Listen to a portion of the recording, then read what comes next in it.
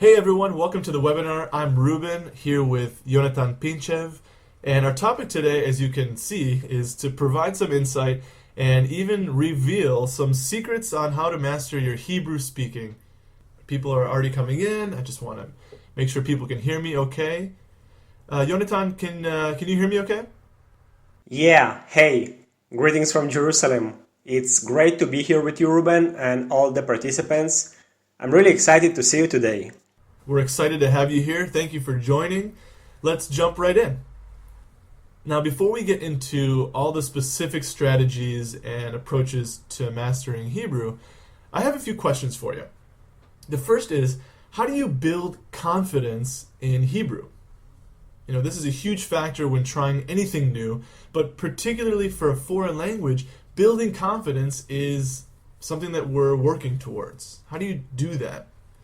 Next, how do you avoid the frustration of starting a conversation with somebody who you've never met? Similar to the first, but now we're talking about using the language with new people, not just our teachers and close friends or family. Is there a way to speak the same no matter who we're dealing with? And finally, how do we make positive, lasting first impressions in Hebrew to feel a little bit more relaxed for the rest of the conversation? We'll give you plenty of ways to solve these issues, but generally speaking, we can build confidence, avoid frustration, and make the right first impressions by implementing natural and colloquial pronunciation. You may not be surprised at that if you follow any of our work or our other videos. We're always trying to simplify the pronunciation of Hebrew to get you a little closer to native fluency. If you're new to Miftaim or linguistics, my name is Ruben Addery. I'm a linguist and a pronunciation coach in 5 different languages. Hebrew is one of my favorites. We make videos and other materials to help facilitate the process of learning Hebrew from English, and we try to have a little bit of fun at the same time. And I have the pleasure of sharing this presentation with my partner, Yonatan. Yonatan, you want to say a few words about maybe your experience and what brought you here today? Yeah, thanks for the opportunity, Ruben. Hey everybody, I'm Jonathan. I'm from Israel, Jerusalem. I work as a consultant on legal and technological matters, but I'm really passionate about languages. And I've been collaborating for years with Ruben to find new and innovative methods to help people improve their pronunciation. That's a highly unique and I would even say challenging field. Well, that's what makes it so fascinating. I completely agree, and thanks again for being here. If you have any personal questions, save them for the end, and Yonatan and I will do our best to give you some answers.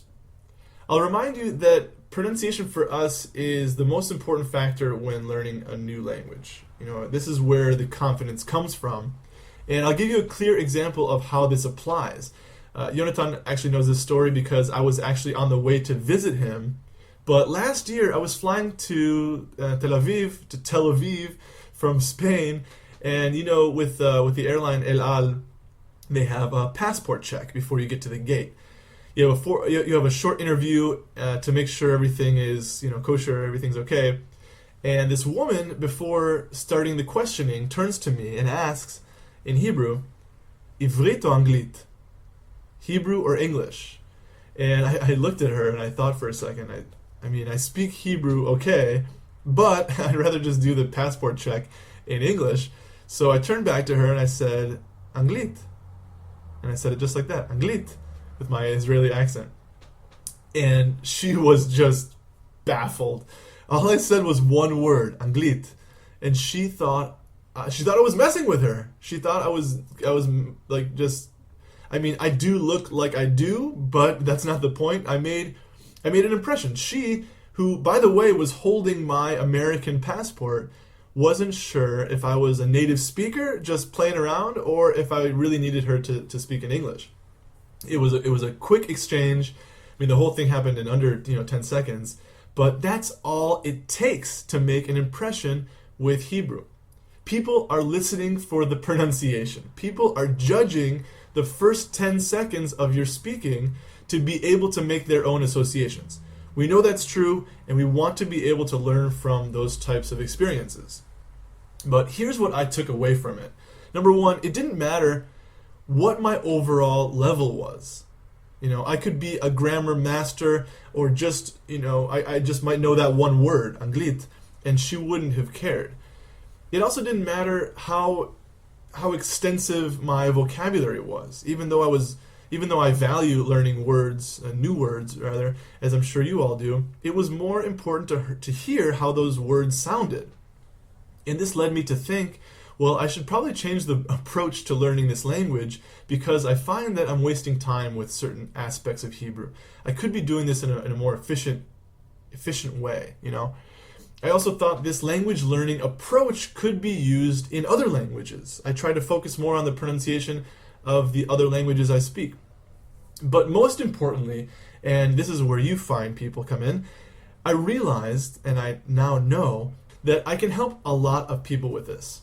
And that's why we're here to talk a little bit more about how we can improve Hebrew speaking so we can feel more comfortable, more willing to ask questions, progress with our pronunciation, whatever that means for you. So here's the plan for today. We're going to walk through 4 main points. Each will add significant value to your practice. So I suggest taking some notes if you're serious about this. The first thing we'll briefly discuss is the 2 things that every language learner, including myself at times, seems to be missing. We'll then cover some language learning myths. I'll walk you through a 5-step framework that outlines some of the best practices for learning any language, although we'll make relationships with Hebrew today. And lastly, if we have some time, we'll get to any personal questions you might have. But if you're watching this as a replay, feel free to comment below, and we'll also try to respond as soon as possible. So the 2 things every language learner seems to be missing. These are points of awareness that will be different for everyone. The first thing is that most language students don't know exactly where they need to personally improve. And like I said, it will be different for you than for other people like you. You might not have the same issues as other native English speakers. You may be in a class that has varying levels and varying nationalities, and therefore it's tough to say where you stand and how you can personally get ahead. Often people will just decide one day they want to learn all the vegetables or all the colors. And that's not a bad strategy if you work at the shuk, or if you just go there a lot, or if you teach kindergarten. But not having direction based on your current status ends up wasting your time and ultimately your money. So do you know exactly where you could improve? What could you do today to make progress in Hebrew? Often you'll need the second thing to solve the first. Because the second thing we all seem to be missing is that most of us don't have someone or a group of someones who can consistently, that's the key word, consistently offer us feedback, both positive and negative, to offer something new, a correction, a suggestion, a compliment, something. It's obviously preferable to find someone you trust. Even more ideal is someone who speaks both your native language and your target language, so someone who speaks Hebrew and English. It's your responsibility to ask the questions. Don't assume that people will correct you, even if you ask them to. They may still feel uncomfortable interrupting the conversation. If you can figure out a way to consistently receive feedback, and from that have an understanding of which areas of Hebrew speaking would benefit from your practice, you will be in great shape, my friend. But be careful. There are some common misconceptions that you may have already taken in as fact that we need to discuss first. Myths about mastering your pronunciation in Hebrew. Myth number 1. If I just move to Israel, my pronunciation will just improve with time. Now, too many people have this perception that pronunciation is something that will come naturally if they just wait it out without any awareness or observation. I bet you know someone who's lived or studied in Israel for at least a year and still has a pretty thick accent, right? So does this mean that everyone is supposed to adopt a 100% perfect accent in a year? Of course not. But how long until it just sinks in? 2 years? 10? Unfortunately, just like many other skills, the more you use the language on a daily basis, the harder it becomes to modify your bad habits. You'd be surprised how many people I work with tell me they've been pronouncing a word wrong for years without being corrected, and they would have never known to make a change. Myth number 2. But I do practice pronunciation, Ruben. I speak with my friends all the time. I get this one a lot. Pronunciation, like many skills that involve muscle memory, like playing an instrument or driving a car, exercising, is best improved when you're by yourself or individually with a coach or a teacher. The reason being that when you speak with other people, the main goal is fast, effective communication. You don't want to have to stop to ask language questions or try out new sounds when making plans for the weekend or meeting with a new client. The conversation is the time for you to perform. Just like you don't rehearse during a concert, you don't learn to drive on a busy highway, and you don't change your tennis serve in the middle of a big match. Number 3, mastering pronunciation is only for those talented language speakers. The thing that constitutes a speaker with a good ear for language is his or her ability to hear certain nuances of the language and apply them to how he or she speaks on a regular basis. This doesn't mean that those nuances can't be learned. You just need the proper environment, the right mentor to clearly explain what they are and how they can easily be applied to how you speak. If you're looking for such a person, I might know a guy, but it's simply a matter of making certain sounds more familiar to you by relating them to sounds you already know. You can do this, and I can teach you how. Lastly, number 4, using good pronunciation makes you sound pretentious. Kind of agree with this sometimes, but some people feel weird pronouncing Hebrew natively, especially with friends or peers from the same country, because they think that it makes you sound like you think you're better than everyone. Right? No one wants to come off like they're trying. It's not cool. On the other hand, if you're with native speakers, if you're with Israelis where it counts, using your cool American accent or English accent gives off a poor impression of your abilities and will most likely be difficult to understand. Not saying they won't understand you, but it might be more difficult to understand. Once you've acquired native-like pronunciation, and that's your identity when you speak, you'll have the confidence to own it. Additionally, acquiring an accent in the right way gives you a choice of when to use it. You can turn it on or turn it off. You just have to know when to do that. It only sounds pretentious if, for example, you use the native Hebrew pronunciation like Mazal Tov instead of Mazel Tov, even though I do that sometimes. Jonathan, do you have any other myths to add to the list? Well, it's more of a personal experience than a myth, but back when I just started improving my English pronunciation, and if you think I have an accent now, you should have heard me back then.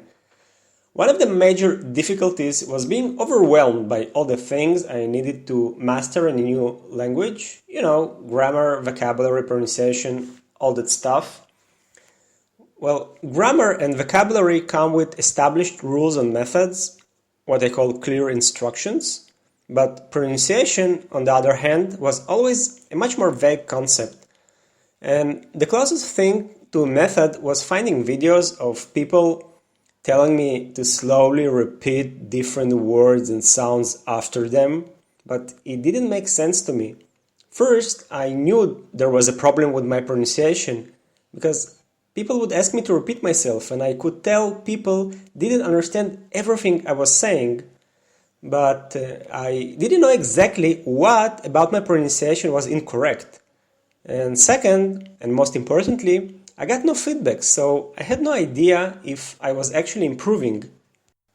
So the idea behind Miftaim and what we're doing here is to create a method, a system, clear instructions on improving pronunciation to allow you to understand how you pronounce a sound in English, how this sound is supposed to be pronounced in Hebrew, and why there is a discrepancy, and how you can practice in order to eliminate or at least minimize it. And on top of that, also giving you ways to receive the much needed feedback that will allow you to track your advancement. And you know what, Ruben? Maybe we should go into more detail about that one in one of our next webinars. Yeah, that's a great idea. There's really a lot more to this practice than most people think. We can make several webinars and videos, and we likely will, but hopefully people watching are starting to get the idea. If not, what follows is a simple framework to make sure you're taking the right steps towards natural fluency.